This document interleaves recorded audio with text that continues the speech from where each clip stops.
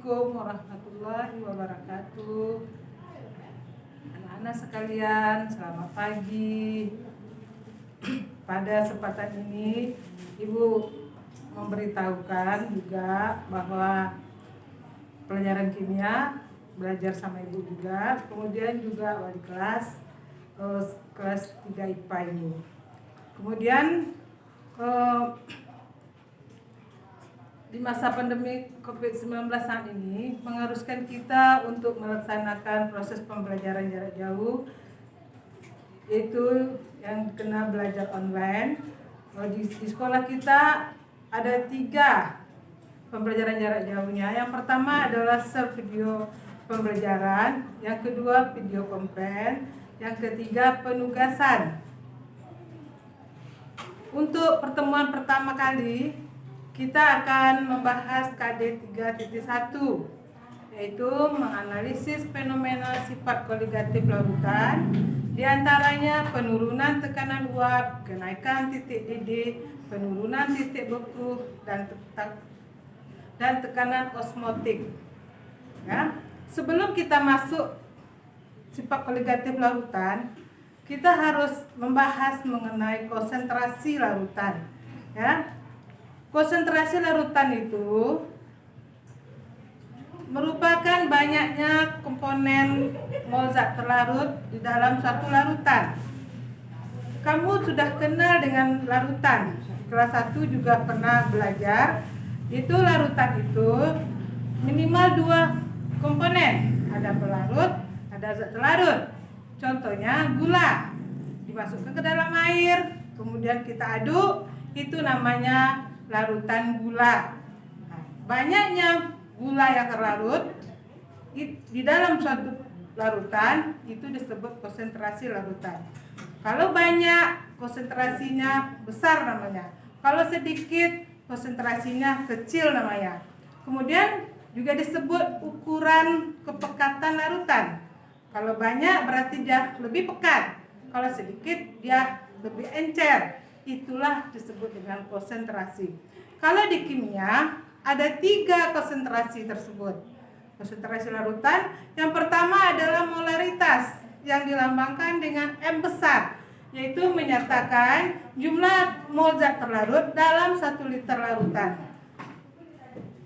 Misalnya nih, kamu masukkan 1 sendok gula ke dalam air, kemudian sampai mungkinnya dia itu tadinya separuh, kita aduk-aduk, kita sampaikan misalnya 200 ml, maka itu adalah namanya 200 ml larutan. Berapa yang kita masukkan tadi, salah 1 sendok kita timbang terlebih dahulu, itu nanti akan kita dapat menghitung konsentrasi molaritasnya. Dengan rumusnya adalah M sama dengan N per P.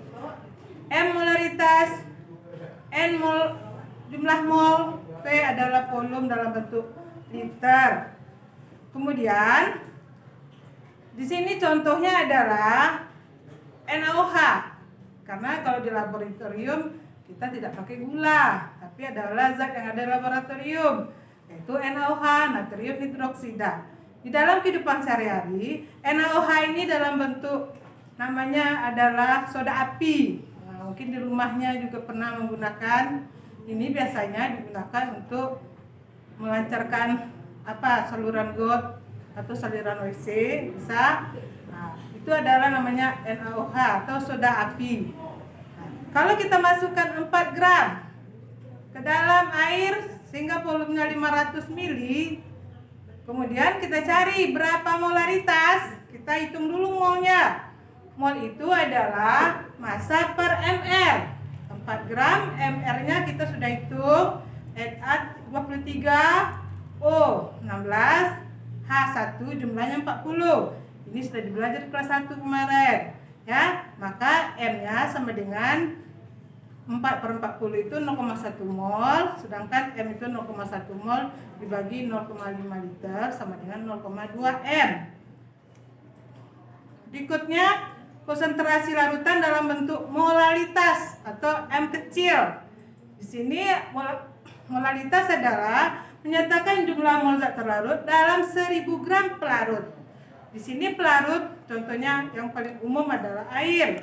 Bisa yang lainnya. Cuman kalau di kimia belajar kita umumnya air. Jadi tidak pakai bensin, tidak pakai benzena dan seterusnya, hanya air saja. Dimana M-nya tuh M kecil. Jadi beda dengan molaritas. Molaritas M kecil. Ya, M kecil, M itu molaritas rumusnya adalah G per mm kali 1000 per P. G itu adalah massa zat terlarut, mm adalah massa molar, sedangkan 1000 itu adalah mengubah dari 1000 artinya 1 kilo artinya, ya, ditarik ke atas. Kemudian B itu adalah massa pelarutnya dalam bentuk gram. Kemudian bisa diperhatikan contohnya, tuh, ya, coba diperhatikan, dibaca. Suatu larutan gliserin C3H5OH 3 kali dibuat dengan melarutkan 45 gram senyawa tersebut dalam 100 gram air. AR-nya dihitung, maka molaritas gliserin tersebut dalam larutan adalah, ya. Nah, kita hitung MR-nya. MR-nya semua itu kalau kita hitung dengan jumlah atom dikali dengan airnya dapat 92, G-nya 45, pelarutnya 100 gram. Kita masukkan aja ke dalam rumus, ya, G-nya 45, MR-nya 92 dikali dengan 1000 per 100. Nah, kita dapatkan angkanya dikali dengan 5, 1000 per, bukan kali 5 itu, kali 10, ya. Maka dapatnya nanti 4,89. Kemudian yang ketiga yaitu fraksi mol, menyatakan perbandingan antara mol zat terlarut dengan mol total larutan. Jadi kalau berapa yang terlarut, kalau ada 3 yang terlarut itu bisa dicari molnya, A ditambah B ditambah C. Kemudian 3 itu ada nanti fraksi mol itu dilambangkan dengan X. Kalau A, fraksi mol A berarti SA, fraksi mol B SB. Kalau ada C lagi berarti fraksi mol C yaitu XC. Rumusnya mol A tersebut dibagi mol total. Ya, kalau ada 2 yang dicampur berarti A dengan B berarti mol A ditambah mol B. Kemudian untuk mencari mol B juga mol B tersebut dibagi dengan jumlah mol total, itu campuran mol semua. Artinya berapa zat yang tercampur kita jumlahkan semua molnya. Kemudian ingat, fraksi mol itu kalau kita jumlahkan XA ditambah SB sama dengan 1. Kalau ada 3, SA ditambah SB ditambah SC sama dengan 1. Contoh itu dibaca, perhatikan. Hitunglah fraksi mol urea dalam larutan urea 20%. Ya. Di dalam kimia, kalau 20% berarti zat terlarutnya 20 gram. Kalau dia tuh persennya persen massa. Kalau persen volume berarti 20 ml. Dalam 100 itu berarti volume airnya 100 dikurang 20. Ya, seperti itu. Kalau kamu lihat di toko obat, itu ada alkohol 70%. Berarti alkoholnya 70 ml. Berarti 30 ml-nya air. Kalau kita cari masanya, bisa kita kalikan dengan apanya, ya, dengan massa jenisnya. Cuman ini kita sudah ambil apanya seperti itu. Kalau 20% berarti 20 gram. Ya, jadi jumlah mol air kita bagi dengan MR-nya air.